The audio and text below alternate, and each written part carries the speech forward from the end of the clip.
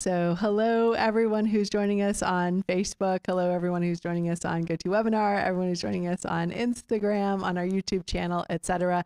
We've got several people here with us in person. And for those of you guys who are here with us in person, just to be clear, when I stare off in that camera, I'm not being crazy. It's that we are actually doing a simulcast. So some people are here with us tonight. Some people are watching online. So it's a great opportunity to be able to connect with both folks.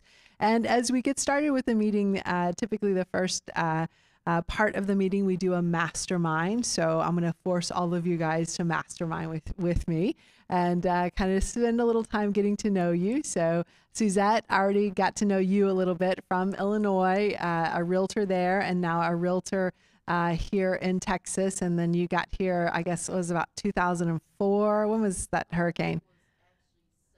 2007. Okay. So she came here after Hurricane Katrina and she stayed. A lot of people came here after Hurricane. We are like, Dallas is like, okay, we're going to get out of hurricane country and we're going to come here. So welcome. So you said that you wanted to do something in addition to being a realtor. You want to kind of describe a little bit about what that journey looks like for you?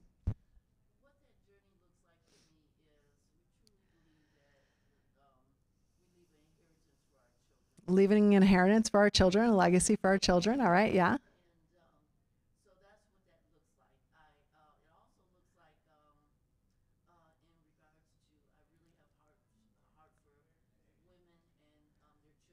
A heart for women and their children. Okay.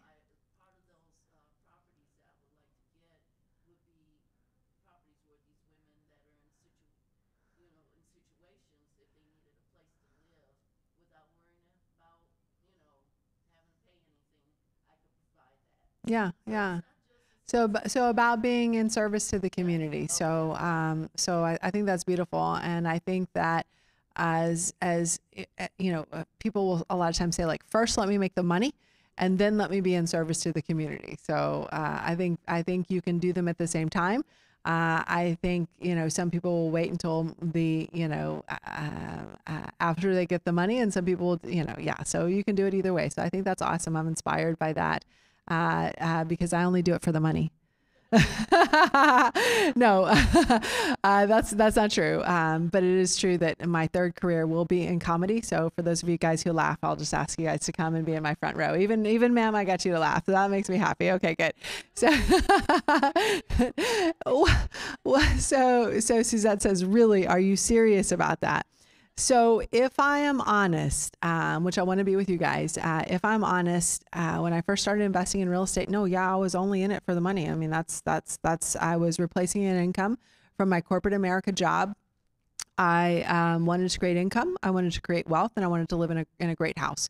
I didn't realize until I started doing it for a while how many people's lives I was able to connect with, how many people's lives I was able to affect.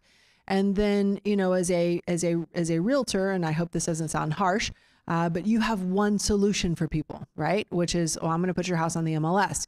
Well, that one is not going to solve problems that, a lot of people have who I get to talk to, right? Who don't have maybe time to wait for a property to sell on the MLS. Because typically if you're listing a property on the MLS, even though right now the average days on market is roughly 30 days, it's still 30 days before you go under contract, and then another 30 plus days before you close. So if you're in a situation working with a seller who says, well, I can't, I think that sounds awesome, Suzette, you're going to list my house for full price and I'm going to get that. Well, only problem is you're going to get me full price after I already lose my house to foreclosure. So this is not going to work. So let's rethink this plan. So it was getting into this that I realized how many people were in very difficult situations, right? And how many people that I could touch and help with using creative real estate investing strategies that most realtors don't actually know about. So at some point there was a kind of change in me to say, like, okay, well, I can use my superpowers to do some good in the world as a real estate investor. Then also, it is about, doing good in the world as a real estate investor is also about taking a house that is in need of significant repair, maybe, causing the neighborhood not to look as good, and building that property up, and then helping, that has a proliferation effect all throughout the neighborhood. So, and then, you know, as I first started investing, you know, I also wanted to keep everything to myself. I didn't want to share any of the knowledge that I had built up. Why is that? Because I didn't want anybody to steal my deals. And I realized that, and some of you guys may be saying, well, then why is she here talking about real estate to us? Well, because there was an evolution in that process. So at the beginning, I was very uncomfortable about sharing some of my tribal knowledge, right? But I'll tell you that when I first started investing, I joined the local real estate investor association. They shared tribal knowledge. It was because of that tribal knowledge that I was able to quit my job and stop working for someone else. And for me, I have not updated my resume since 2003. So it feels really good to not have to take a paycheck from anybody else and be able to control my life. And it's been almost 2 decades since I left my job, and it's a beautiful feeling. So, and then as you know, as I started to share, you know, as part of the Real Estate Investor Association, share on my journey, what I found was every time I shared a story, every time I shared about something that I was doing, what the result was someone would bring me an opportunity that they were working on that they may not have figured out how to work out yet.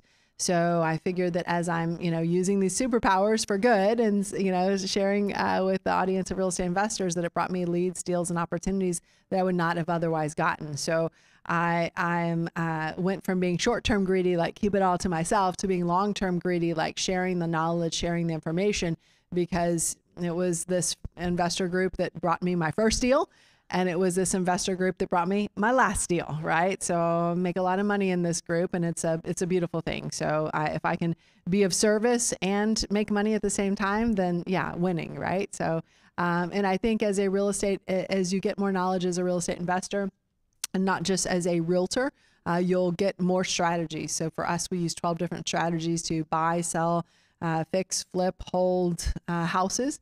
We'll be sharing some of those strategies tonight to give you a couple more superpowers as in your business as well. So I want to say welcome to you, since I got to talk to you, get to know you earlier.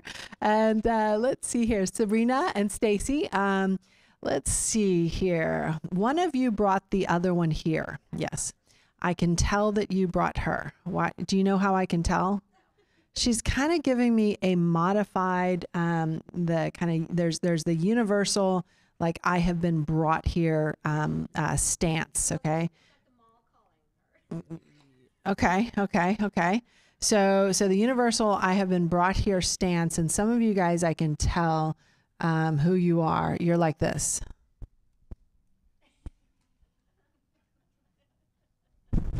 Are we done yet? No, you're not like that. You're giving me this.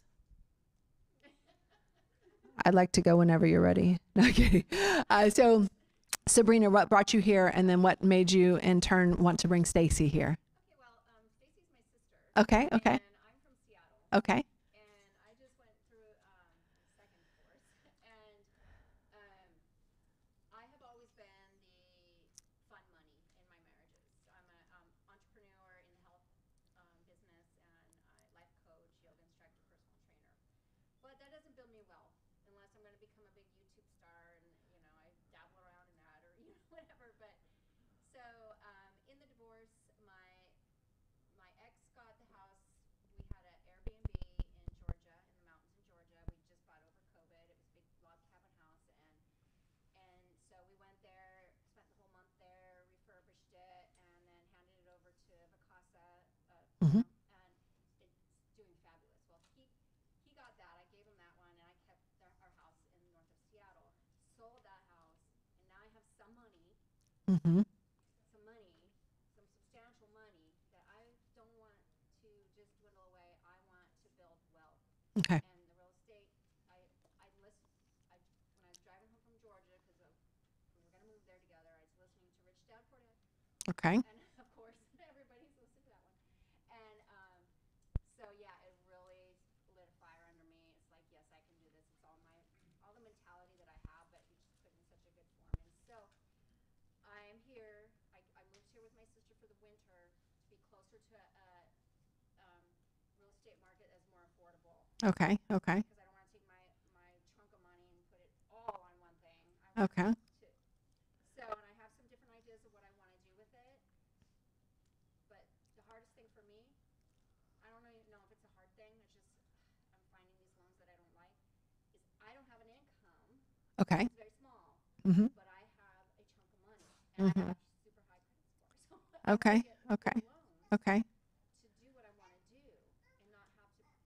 So, anyways, I have different options that are going around in my head how I want to do. Whether it's a fix and flip or I really like Airbnbs, but now I'm looking into glamping. So like, Sabrina, you're the right brainer. Stacy, I hope you're the left brainer. I didn't know. Okay. Okay. So okay. Yeah. Okay. That's good. So Sabrina, so for those of you guys who can't hear online, Sabrina just said she's divorced. And then after that, every single man in the room just heard, so you're single? and did you say that you have a chunk of money? So Sabrina's saying like, please follow me to the parking lot. No, I'm kidding. So if you know how to use a hammer. Okay. All right. So Sabrina, you got a lot going on. And I would say, don't rush it. I would say continue to get educated. And I would say, you're in the right place. And I would say, be compassionate with yourself. So I'm, as a life coach, yoga instructor, a lot about compassion. I know you give it to a lot of people. I would say, give it to yourself. And I can tell you've got that, but I would say, don't rush that waterfall moment when it comes to real estate investing. So when it comes to real estate investing is a mile wide, not a mile deep. So what you learn on deal number 1, you may not experience again until deal number 121. So there is a lot to learn. So that's why I want to say, like, don't rush it. Don't feel like this money is burning a hole in my pocket. I got to immediately create income from it. I would rather you do it, right than do it, fast and do it wrong. So when we were in Costa Rica this past weekend and we were doing a hike, we were hiking with some of the real estate investors that I work with are also in the military. And someone I hope can help me say this correctly. As we were hiking this one section, like it was too steep to hike. So they like put ladders up so that we could climb with ladders, or too steep to hike. So we were like climbing with ropes. And I think the military saying is, slow is smooth and smooth is fast, right? How many military people in the room okay, a couple of you guys. So a couple of you guys are familiar with that, right? So the idea is, be cautious. Don't be in a hurry to spend your money. Don't fall in love with deals. Don't feel like I don't have my deal yet. I'm spending on don't let that potential anxiety direct you, right? Control your emotions. In fact, as we go through the tip of the day today, we're actually going to talk a little bit more about that too, in terms of controlling your emotions to make sure that you don't, there's two ways I think of some real estate investors. So for my right brainers, sometimes, and this is going to sound harsh, but please just allow me to just share without judgment and without getting me canceled tonight. Is that no canceling? No canceling, no cancel. Okay, good. So there's a saying, ignorance on fire, knowledge on ice. Ignorance on fire, knowledge on ice. So a lot of times my right brainers are ignorance on fire, right? I got to do something else. I got this money burning a hole in my pocket. I listened to this one, podcast, or I listened to this one, book, or I listened to this one thing and I'm ready to go. And then you have the left brainers in the room. How you doing? Yeah. Are you my left brainer? Not quite. Okay. Let me see who my left brainer is in the room. This one guy's like, pick me, pick me. Greg? No. I see a bunch of right brainers in my room. Nick? Is that right? How about you? Not a left brainer. Everyone says that they use both. Okay. But you have one side's more dominant side, right? Probably left. Yeah. I would think so too. So, the issue with the left brainers is, and here's how I'll quickly identify my left brainers. How many of you guys have been studying and learning about real estate for more than 1 year? Raise your hands higher. Okay. Okay. Yeah. Studying, learning about real estate for more than 1 year. You guys are my left brainers, right? So my left brainers typically want to know everything before they do anything, right? So that's why sometimes we call them knowledge on ice. So left brainers are, have a very long runway. But when they take off, at a 45-degree angle. My right brainers have a very short runway, but those planes that you've been on that have had those rough takeoffs or those rough landing, it's like, it's like this, right? And then, and so their runway is shorter, but they're kind of taking off and sometimes making missteps along the way. So I think it's good to have the combination of a right brain with a left brain. So the right brainer is going to push you to action and push you to analyze and push you to do something. But the left brain is going to make sure you don't do anything stupid, right? So, and I will tell you, for my husband and I, we are both left brainers. So he's was a double major, electrical engineering and computer science. And for me, I've got an MBA from Rice University. So his nickname for me, we met in corporate America, and his nickname for me, watch out, guys, this is really hot stuff. If you want to find something to call your sweetheart at home, he called me spreadsheet girl. Yeah, I know, that's hot, right? Yeah, that's how left brain I am. Okay, that's how I want to analyze everything to pieces. But it took us 6 months of investigating real estate, of studying it full time before we did our first deal, and then after that we took off like a rocket ship, right? So for us, the left brain was the thing that kind of kept us from getting out there and maybe being one of my friends, Nathan Long, he runs a company called Quest Trust, and it's where a lot of people will use their old 401k, turn it into a self-directed IRA, and use it to invest in real estate. And the way that he refers to this is really kind of cute. He says a lot of new real estate investors are house horny, right? Just got to get that first house, got to get that first house, got to get that first house, and are ignoring all of the details and all of the warning signs and all of the, what I would call the cognitive biases, right? The mental models, the heuristics that make us do the things that we do, even if we are suspending real or proper judgment along the way. So I understand the urge to act, and I'm impressed by that, and I love it. And I will just, caution you to spend some time to get educated first. We'll help tonight as part of the Real Estate Investor Association and make some suggestions for what you can do going forward to continue down that journey. But I will say that, just because you watched one episode of Flip This House does not make you a real estate expert, right? And then, again, for my left brainers, I will encourage you, and I'll give you some different ways to be able to move from doing, focusing on, just the learning piece to go to the next piece, which is really focusing on actually taking some action and hopefully taking some dramatic action as we go through the night. So welcome, guys. Glad to have you all. And is it Jeremy? Hey, Jeremy, what brings you here? What are you looking to learn? How can we be of service as part of Texas REIAs? Okay. Okay. So recently made the switch from general contractor to developer. I would consider a developer a real estate investor. Okay. So I will say, do you know a lot of developers? I'm just curious. In the commercial side, how long have you been in that industry? About 6 months. Okay. So, say that again.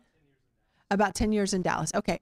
So 10 years has not given you enough time to see what I call the financial life cycle of a developer, which is, and for the last 10 years, it's been the good side, right? So, but the typical financial life cycle of a developer is billionaire, bankrupt, right? And you can ask any of the people who have been doing it for a while, well, tell me about not just the last 10 years, because the last 10 years have been incredible, but tell me about the last 20 years, right? What that looked like. But just stay on the billionaire side of that and not go on the bankrupt side of that. And there are a lot of things that are making sure that developers don't do that now. So there's a lot of banking guidelines that have been out since the Dodd-Frank legislation came out around 2012 or so, right after the, or not right after, but several years after the financial crisis, to not allow builders, developers to, well, it's more builders than it is developers, but it's not allow builders to have a lot of loans on lots, right? So that's something that came in as part of the last market cycle, to be able to kind of, I'll say, kind of basically put a governor on people's ambitions to invest in real estate speculatively. So the developers are still, and right now more than ever, we need developers out there, especially to kind of create these subdivisions, because right now we just don't have enough. The issue that developers are having is it's harder for the builders that they're selling those subdivisions to be able to get the loans that they need to build at the speed that they need to build it at. So glad you're here. Welcome. And as we go through the presentation today, I think one of your takeaways is going to be the financing piece. So probably historically, as you've been financing, or you've seen some other people finance, or you're looking to do it on your own, you're looking at just working with large, or not large, but maybe more community banks. Is that roughly correct? Yep. Mm-hmm. Yep. Yep. So Jeremy's not going to share his last name because he doesn't want his 9 to 5 no is here. I'm kidding. So I will say we're going to give you some different financing strategies that go beyond just the community bank as we go through the presentation tonight, because I think what you'll find is no matter how much money you have, you really never have enough money to be a real estate investor, right? So even people with millions and millions and millions of dollars still need to get loans. And sometimes people get loans because, they're taking down, like several of the investors that I invested with, in fact, several of the ones we met in Costa Rica with, we bought the Villages at Razor Ranch, which is an apartment complex in the Denton area. And, that one, we raised capital inside of our group, but we also got a $65 million bank loan, right? So the ability to raise money is huge, right? And then there's other strategies we're going to tell you to not just be able to raise and source that capital and then go on to a bank, but we're going to give you some other strategies as we go through the presentation tonight. So excited to have you here. Let's see, is it Christine and Joe? Yeah, hey guys, what brought you here? What are you looking to learn? How can we be of service?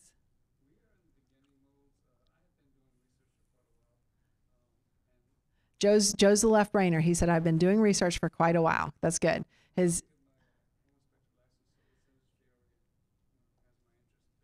That you went to go and get your home inspector license because you want to be a real estate investor, because you want to be an inspector?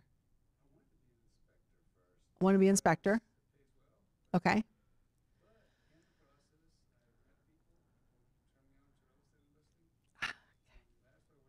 I love that story. Yeah.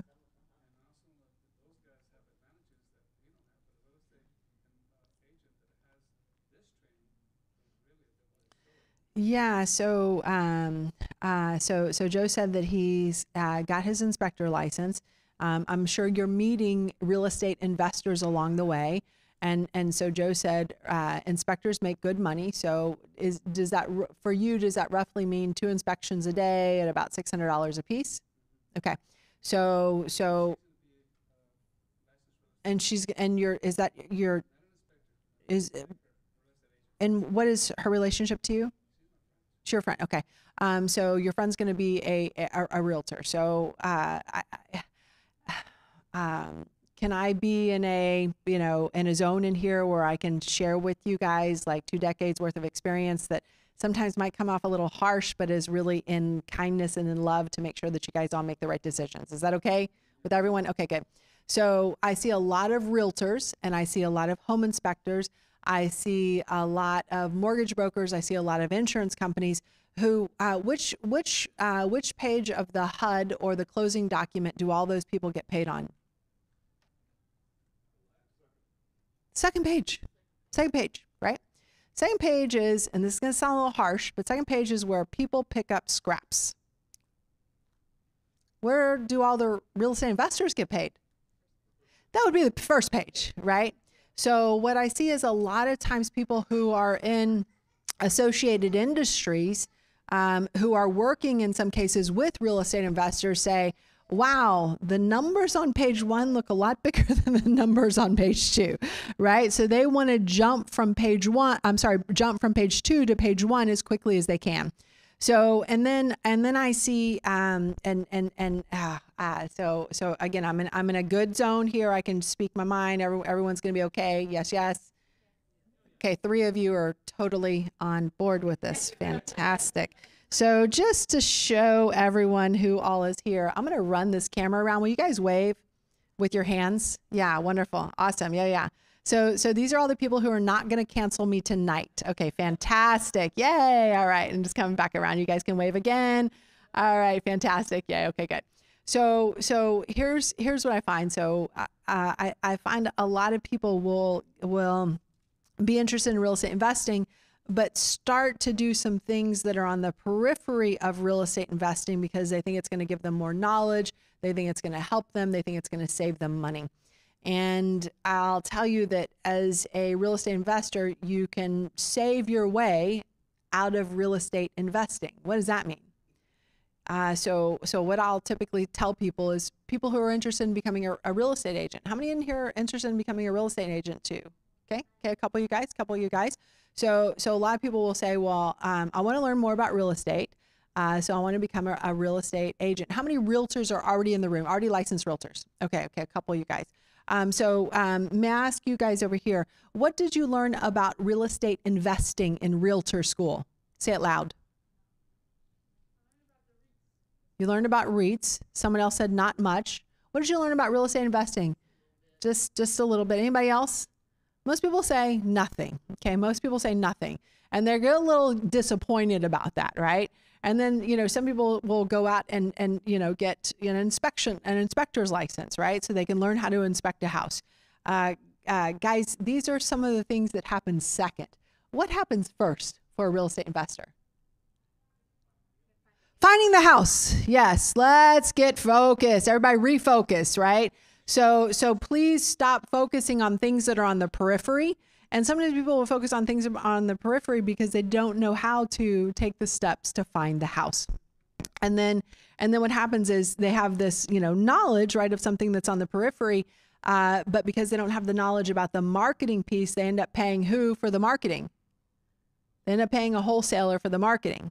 So what does a wholesaler do better than anybody else? They market, right? And that's what I want you guys to have as a takeaway. They're not they're not the investor, they're not the inspector, they're not the mortgage company, they're not the title company, they're not the insurance company, who are all these people are getting paid on page 2. They are actively finding deals. They're actively finding deals.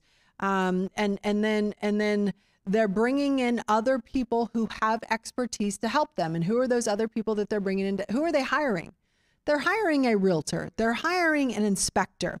But they're focusing on the thing that brings the highest return on their investment of their time and the highest return on their investment of their money. So sometimes people will say, well, I want to become a realtor so that I can save money on realtor transactions, right? A lot of people think that. Well, then if that is your logic, then the second thing I would ask you to do is after you get that license, then go and get your inspector's license. And then after you get that license, to rewire a house could be $10,000 or $15,000, right? Right. And then so after you get your electrician's license, a new HVAC system can be $8,000, maybe even more right now. Yes? I'm pointing at you. You said you're a contractor. Is that right, sir? Yeah. So then basically what am I saying? You can license yourself up, right? You can become an expert in all of these things that are on the periphery, but you're not getting yourself any closer to a deal, a lead, investing. So a lot of people I hear, they have this, concept of, well, I want to do this to save money. Well, as you go down that road, you can save your money, save out of doing any investing at all.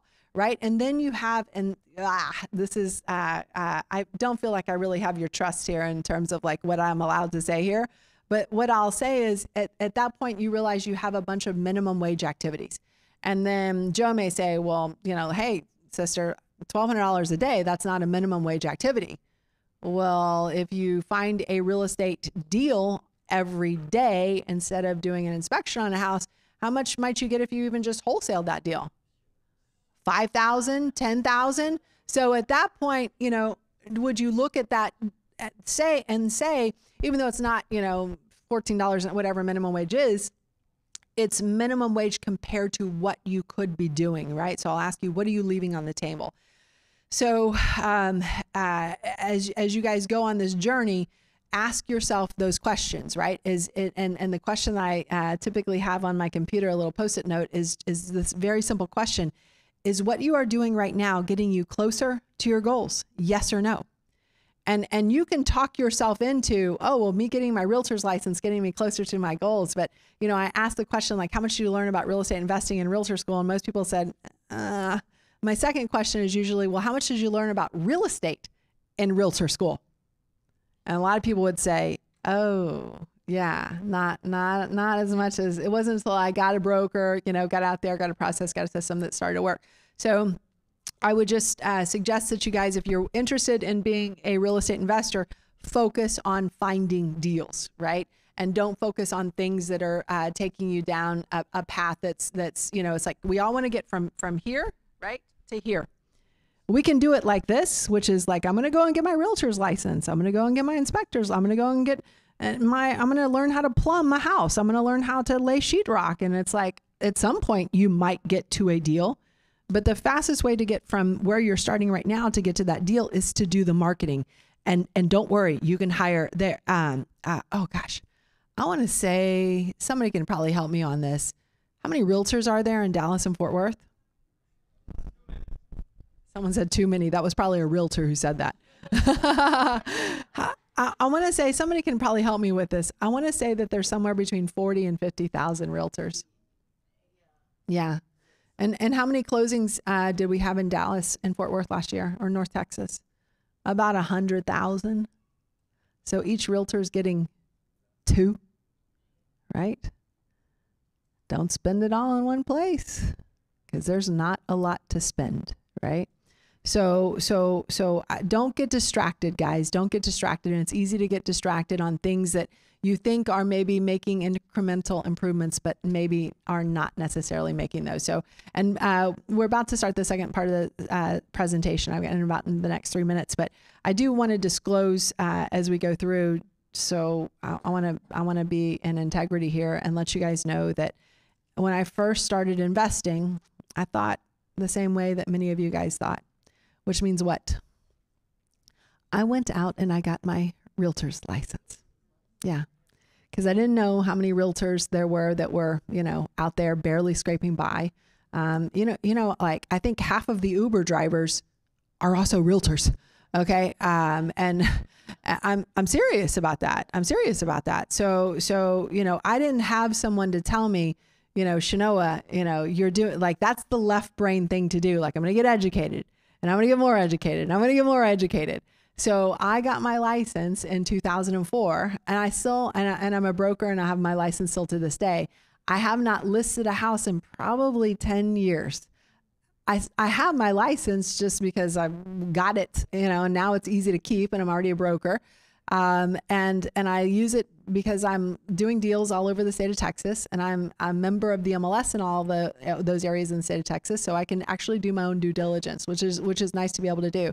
But if I didn't have it, then I would just call a realtor, right? And say, hey, when you drop off your next Uber or Lyft, you know, person, can you go and run a CMA for me? And I'll pay you $50 to do it. And it's going to cost me a lot less time and a lot less money to be able to do it that way than to be able to not just get the license. So getting the license is part one. And then part two is continuing to maintain the license. And the final thing that I'll say about this is I invest with my husband. He is not an agent, so he can say things about agents that I cannot. Right. But I have access to information that yeah. So that's a good team. So I like that, you know, you're saying, hey, I'm not going to be the agent, you know, but I'm going to have someone else that I know is my partner to be that agent for me. So a great way to be able to set that up, guys. But you don't have to be all of those people, right? Because you can work your way out of being what you ultimately are probably here for, which is to be a real estate investor. So thanks for joining us for our mastermind as we go through tonight.